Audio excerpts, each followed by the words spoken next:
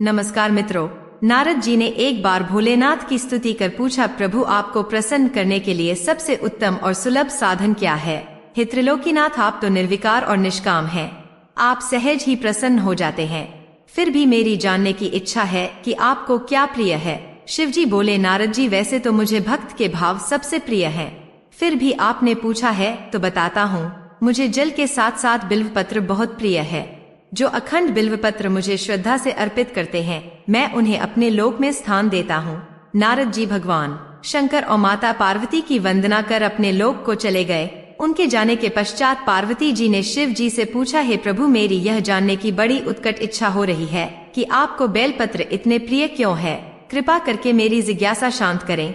शिव जी बोले, हे शिवे, बिल्व के पत्ते मेरी जटा के समान है।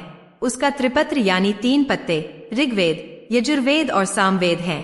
शाखाएं समस्त शास्त्र का स्वरूप हैं। बिल्व वृक्ष को आप पृथ्वी का कल्प वृक्ष समझें, जो ब्रह्मा विष्णु शिव स्वरूप है। स्वयं महालक्ष्मी ने शैल पर्वत पर बिल्व वृक्ष रूप में जन्म लिया था। यह सुनकर पार्वती जी कौतूहल में पड़ गयीं। उन्होंने पूछा, देवी लक्ष्मी ने आखिर बिल्व वृक्ष का रूप क्यों लिया? आप यह कथा विस्तार से कहें। भोलेनाथ ने देवी पार्वती को कथा सुनानी शुरू की। हे देवी, सत्य युग में ज्योति रूप में मेरे अंश का रामेश्वर लिंग था। ब्रह्मा आदि देवों ने उसका विधिवत पूजन अर्चन किया था। फलतः मेरे अनुग्रह से वाग्देवी सबकी प्रिया हो गई। वह भगवान विष्णु को सतत प्रिय हो गई। मेरे प्रभाव से भगवान केशव के मन में वाग्देवी के लिए जितनी प्रीति हुई, वह स्वयं लक्ष्मी को नहीं भाई।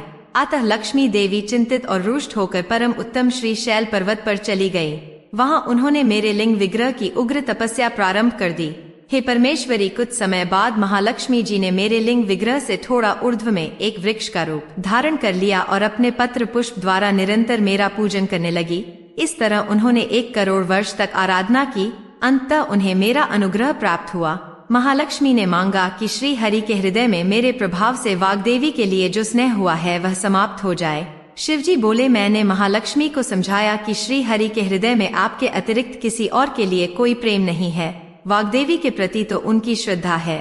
यह सुनकर लक्ष्मी जी प्रसन्न हो गई और पुनः श्री विष्णु के हृदय में स्थित होकर निरंतर उनके साथ विहार करने लगी। हे पार्वती, महालक्ष्मी के हृदय का एक बड़ा विकार इस प्रकार दूर हुआ था। इस कारण हरिप्रिया उसी वृक्ष रूपम में सर्वदा अतिशय भक्ति से भरकर यत्न पूर्वक मेरी पूजा करने लगी। बिल्व इस कारण मुझे बहुत प्रिय है और मैं बिल्व वृक्ष का आश्रय लेकर रहता हूँ। बिल्व वृक्ष को सदा सर्व तीर्थमय एवं सर्वदेवमय मानना चाहिए, इसमें तनिक भी संदेह नहीं है। बिल्व पत्र, बिल्व फूल, बिल्व वृक्ष अथवा बिल्व काष्ठ के चंदन से जो मेरा पूजन करता है वह भक्त मेरा प्रिय है। बिल्व वृक्ष को शिव के समान ही समझो, वह मेरा शरीर है। जो बिल्व पर चंदन से मेरा नाम अंकित करके मुझे अर्पण करता है, मैं उसे सभी पापों से मुक्त करके अपने लोक में स्थान देता हूँ। उस व्यक्ति को स्वयं लक्ष्मी जी भी नमस्कार करती हैं, जो बिल्व मूल में प्राण छोड़ता है। ऐसी ही रोचक जानकारी के लिए हमारे वीडियो को लाइक और चैनल को सब्सक्राइब करें।